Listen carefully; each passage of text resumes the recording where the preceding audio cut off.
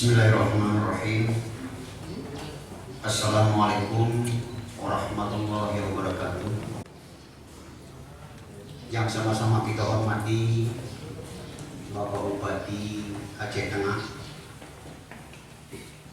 yang kami hormati Bapak Kepala SKPK yaitu Dinas Kesehatan dan Bapak Bina Marga. Kemudian yang kami hormati Ibu dan Bapak para instruktur selaku pembina sekaligus tim penilai kegiatan remaja berprestasi. Yang kami hormati para panitia penyelenggara kegiatan remaja berprestasi. Yang kami sayangi para peserta penilai remaja berprestasi. Kemudian Bapak Bupati yang terhormat, izinkan kami menyampaikan laporan penyelenggaraan kegiatan penilaian remaja putri berprestasi Undang-Undang Nomor 23 Tahun 2002 tentang Perlindungan Anak. Yang kedua, sumber dana DPA SKPK tahun anggaran 2015. Yang ketiga, kegiatan ini diikuti oleh 60 orang peserta dari 15 SLTA dalam Kabupaten Aceh Tengah. Masing-masing SLTA didampingi oleh seorang dewan guru.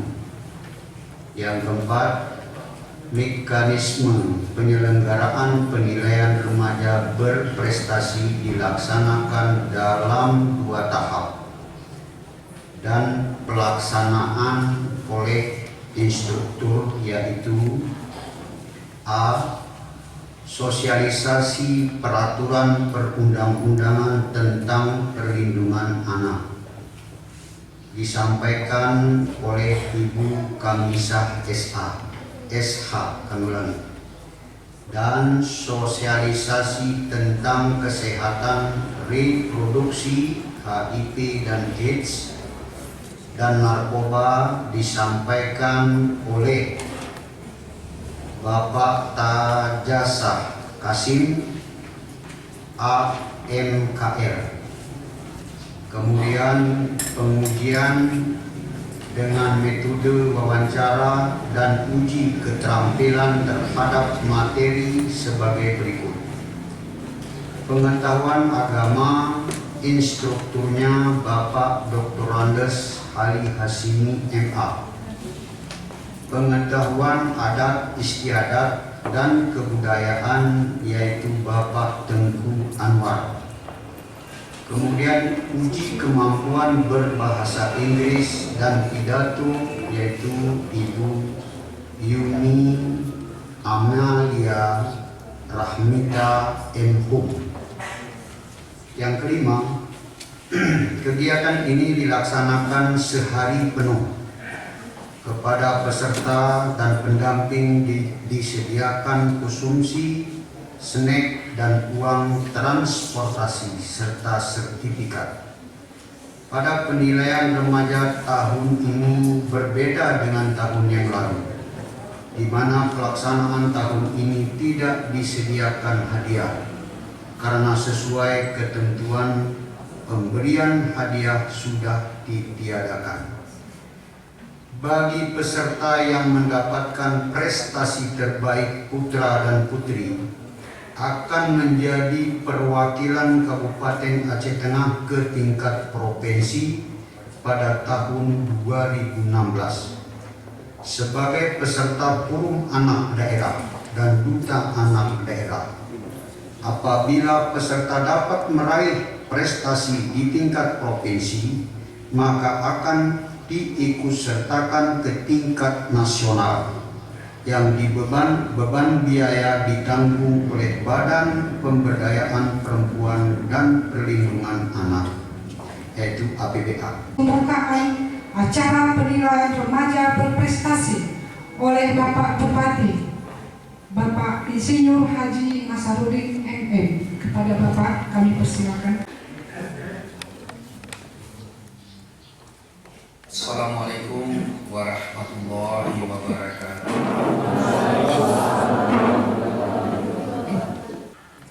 Sekarang anak-anak kelas berapa? Kelas 1, ada yang kelas 2?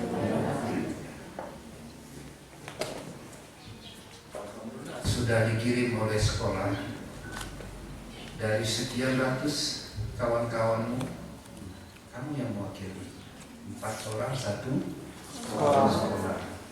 Syukur ya. Ada sekolah yang jumlahnya muridnya 500 orang, ada yang 200 orang. Kita ada 4 orang di antara itu. Berbahagia, bersyukur kepada Allah SWT. Masalah tingkat kabupaten ini kita berhasil atau belum berhasil itu tidak ada masalah. Yang jelas dari sekolah kita sudah diutus, kita sudah dijadikan sebagai peserta. Tentu Bapak Ibu di sekolah sudah melakukan evaluasi itu sudah cukup lama. Dari mulai kalau yang kelas 2 dari mulai masuk sekolah kelas 1 dulu sudah ada pengamatan, sudah ada pemantauan bagi anak-anakku sekalian. Yang kedua, tadi saya sengaja menyebut satu persatu yang hadir. Mulai dari Bapak anggota Dewan Perwakilan Rakyat, Bapak Kepala Badan Keluarga Berencana Pemberdayaan Perempuan Perlindungan Anak, Pak Kadis Kesehatan, Pak Kadis Bina Marga, termasuk kami. Semua yang saya sebut ini pada saatnya nanti berhenti dari jabatan, pensiun. Ada yang karena waktu, ada yang karena usia. Kalau sebagai aparatur sipil negara atau PNS istilah lama, pensiun itu karena usia. Usia pensiun ada yang 8 tahun, ada yang 60 tahun, ada yang 65 tahun, tergantung pada jenis kepegawaiannya. Ada juga karena waktu, termasuk kami sebagai Bupati, Pak Tengku Anwar sebagai anggota DPR itu karena waktu. Tidak dilihat abad tua masih atau sudah tua, masih muda atau sudah tua, enggak. Kalau waktunya sudah habis, berhenti. Nah sekarang kalau itu berhenti dan terus berhenti, yang lain pun nanti berhenti, penggantinya adalah anak-anak sekalian. Aku sekali. Tidak ada orang lain. Semuanya anak-anak sekalian. Oleh karena itu pahami bahwa keberadaan kita sekarang bukan hanya mewakili diri sendiri, bukan hanya mewakili keluarga atau orang tua, tapi mewakili masyarakat, mewakili daerah, mewakili bangsa dan negara ini. Oleh karena itu di dalam proses pembelajaran ini harus betul-betul memahami itu. Kalau saya gagal, bukan pribadi saja yang gagal, tapi orang tua juga, masyarakat juga gagal, bangsa dan negara juga gagal. Kita bangsa Indonesia dengan jumlah penduduk kemungkinan kalau nggak salah yang keempat terbesar di dunia ini, yang keempat terbesar. Nomor 1 Cina, 1.400.000.000. Nomor 2 India, nomor 3 Amerika Serikat 250 jutaan. Nomor 3 nomor 4 kita. Semestinya kalau terutama Amerika Serikat, China juga, dia sudah menguasai dunia ini. dengan teknologinya. Teknologi itu diperoleh karena atau melalui bangku sekolah. Karena pengalamannya. Kita pun bangsa Indonesia ini harus menguasai dunia ini.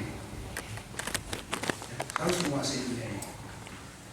Bukan menguasai bangsa ini saja, bukan menguasai daerah ini saja, tetapi sesungguhnya harus menguasai dunia. Nah, untuk itu bukan karena kita kuat fisik, bukan karena kita besar badan, bukan karena kita macam-macam fisik, bukan, tapi karena brand, karena otak.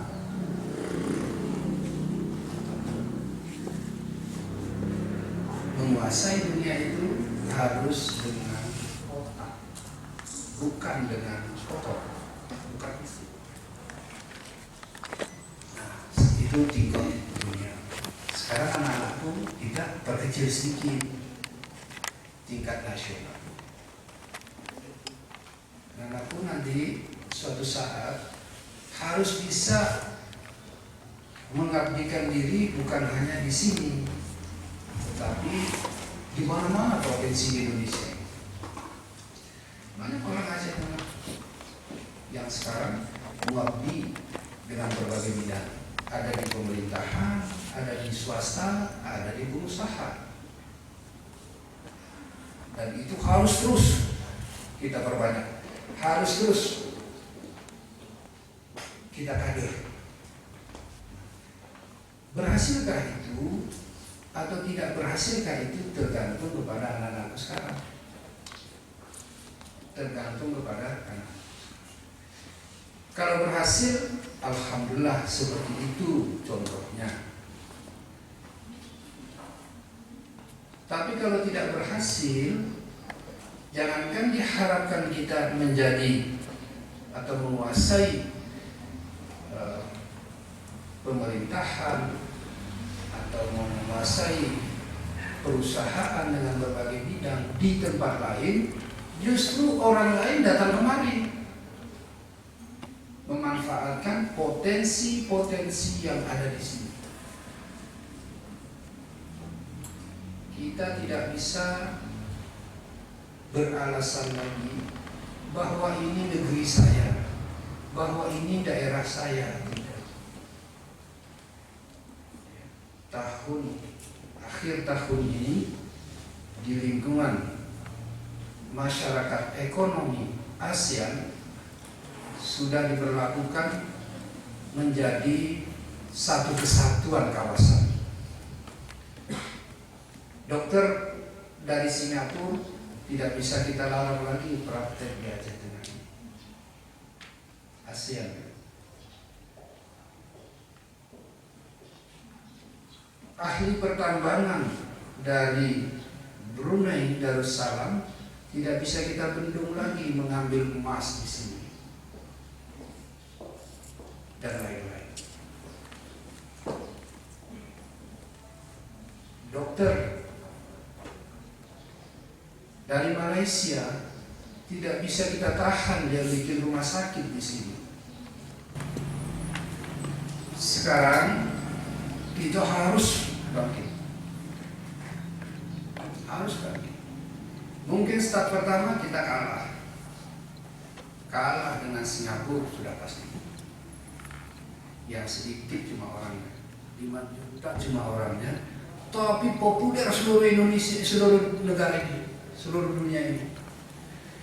Singapura itu kalau kita lihat di peta hanya titik pena saja. Sedangkan Indonesia ini kalau kita lihat di peta memanjang dari Sabang sampai seperempat halaman. Tapi kalau Singapura hanya ujung pena saja. Tapi Singapura itu dikenal di dunia karena SDM. Oleh karena itu, karena bagian ujung dari Malaysia itu dulu memang sudah diprediksi. Dulu Singapura itu satu negara dengan Malaysia. Tapi karena daerah ujung itu SDM-nya maju sekali, Malaysia secara umum dari Melayu berpikir, ini kalau kita tidak pisahkan ini, kalau tidak merdekakan ini, lama-lama kita ini memang dikuasai oleh SDM dari Singapura. Itulah makanya orang Malaysia kasih itu merdeka Singapura itu. Sedikit dikasih wilayahnya. Kalau tidak seluruh Malaysia itu dikuasai. Sedikit. Nah, tapi berkualitas. Kita banyak, tapi masih memerlukan peningkatan kualitas. Kalaulah kita seperti Singapura itu SDM-nya sudah kita kuasai negara dunia ini. Dan anakku sekalian, ini sebagai pembakar semangat. Aceh Tengah ini punya potensi luar biasa di dalam bumi, di atas bumi. Yang jelas di permukaan bumi ini alam kita subur. Kita menghasilkan tanaman-tanaman, kita menghasilkan komoditi-komoditi yang sangat mahal bagi orang lain. Kopi sangat mahal bagi orang lain. Cabai sangat mahal bagi orang lain. Kuntang sangat mahal bagi orang. Itu yang di atas permukaan. Di dalamnya, dari berbagai survei, dari berbagai eksplorasi pertambangan, kita ini banyak emas dan bahan galian ikutannya. Cuma kalaupun banyak emas, kita tidak memahami bagaimana kita manfaatkan emas itu. Nanti kalau datang orang ahli yang mau ngambil, kita larang, ini daerah kita. Nah, sekarang nggak bisa larang lagi. Seperti yang saya sebutkan tadi, sudah berlaku masyarakat ekonomi. Nggak boleh lagi kita, nggak boleh buat peraturan bupati nggak boleh orang masuk sini buka tambang, nggak boleh. Sudah pimpinan negara kita sudah sepakat beberapa tahun yang lalu, pada tahun 2015 diberlakukan itu. Oleh karena itu ke depan hanya orang-orang yang berprestasi lah, hanya masyarakat yang punya SDM berkualitas lah yang menguasai. Hanya orang berprestasi lah yang hidupnya mudah. Hidup itu tidak payah bagi orang yang punya kemampuan. Tapi mencari kehidupan itu sangat payah bagi kita orang-orang yang lemah kemampuan. Bandingkan ya, saya sebutkan ini sebagai contoh. Saudara-saudara kita buka kebun, pagi-pagi ambil sinsu, pagi ambil parang, ambil apa saja, buka kebun. Kadang-kadang bertahun-tahun tidak ada hasil, ya kan? Payah hidup itu kalau seperti itu, payah hidup. Bukan malas, rajin, tapi karena tidak ada kemampuan. Tapi ada orang, dia tidak pernah keluar dari rumahnya, hanya melakukan transaksi melalui internet saja, dia bisa mendapatkan hasil bermiliar-miliar per hari. Karena dia mampu. Oleh karena itu makin ke depan, teknologi semakin berkembang. Sekarang saja sudah kita rasakan, beda sekali dengan waktu Bapak sekolah seperti anak-anak sekarang. Dulu tidak ada komputer, dulu tidak ada televisi. Ada 1-2 yang punya televisi, itu pun hitam, putih, besarnya seperti lemari. Ya kan? Sekarang televisi kan sudah tipis, ya, tipis sekali. Dulu mesin ketik yang ribut itu, di sini ketik, di sana kedengaran suaranya. Salah satu huruf salah, itu payahnya luar biasa. Ambil dulu tip X. Kalau mau diperbanyak, nggak ada fotokopi, jangan dulu fotokopi. Harus stensil, mesinnya. Tangan-tangan kita pun kotor. Sekarang semua nggak ada lagi itu. berubah. Bahkan komputer generasinya makin lama semakin canggih. Teknologinya makin lama makin canggih. Dulu komputer besar-besar, nggak bisa diangkat, di satu ruangan harus tetap ya seperti televisi besarnya. Sekarang komputer sudah dalam bentuk laptop, ya sudah tipis, seperti ini kan? Dulu kamera besar-besar, ya. Kalau kita foto itu hebatnya luar biasa karena memang jarang orang bawa foto-foto itu. Besar. Dipoto sekarang nanti baru bisa dilihat gambarnya seminggu yang akan datang. Ya.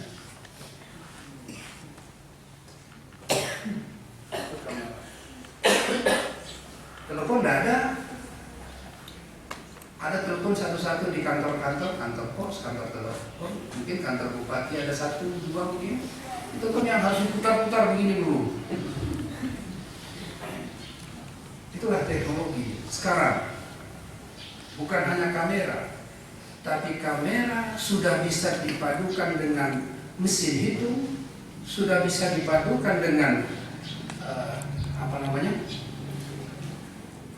kamera bisa dipadukan dengan mesin hitung, dengan alat komunikasi dijadikan dan lain-lain fungsi, sampai berhitung kalkulator bisa di situ.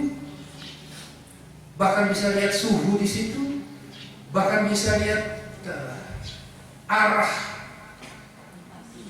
peta di situ, semua bisa di situ. Hanya dikumpulkan dalam benda yang kecil, namanya sekarang. Coba lihat HP itu, untuk foto bisa kan, untuk komunikasi bisa, banyak lagi fungsinya itu. Itu sekarang. Bagaimana ke depan? Bagaimana ke depan? Dan itu hanya bisa diikuti, bukan hanya bisa dikembangkan, diikuti oleh orang-orang yang punya SDM saja, oleh generasi-generasi yang berprestasi saja. Beruntunglah anak-anakku sekalian. Tapi jangan berpuas diri, jangan berpuas diri. Kalau kita lalai, kita akan tergilas teknologi. Anak-anakku sekarang ikuti. Tapi semua teknologi itu ada positif, ada negatif. Kita pakai yang positif saja.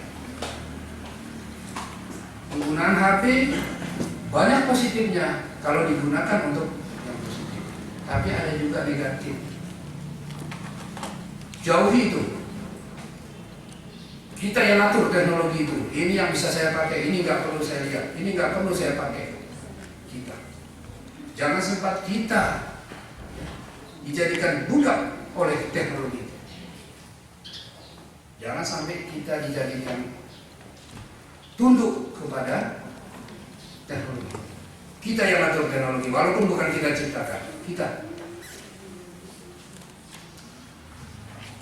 Salah satu persyaratan untuk bisa menjadi SDM yang dibutuhkan sekian tahun ke depan, bukan dibutuhkan sekarang. Anak-anakku bukan untuk sekarang, bukan untuk sekarang, untuk mungkin 10 tahun ke depan, 20 tahun ke depan. Jangan pikir seperti 20 tahun ke depan seperti sekarang teknologi, tidak.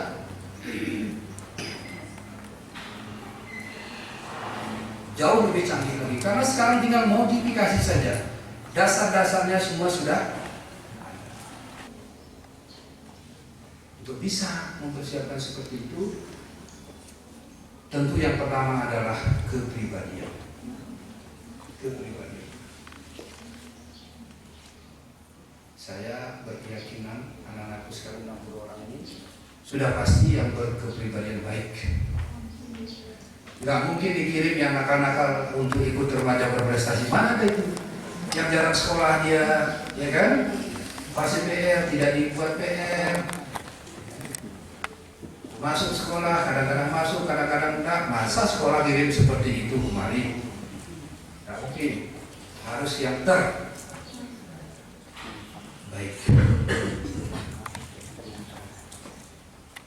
dan lain-lain. Tentu nggak usah kita berbangga-bangga dengan jebakan-jebakan,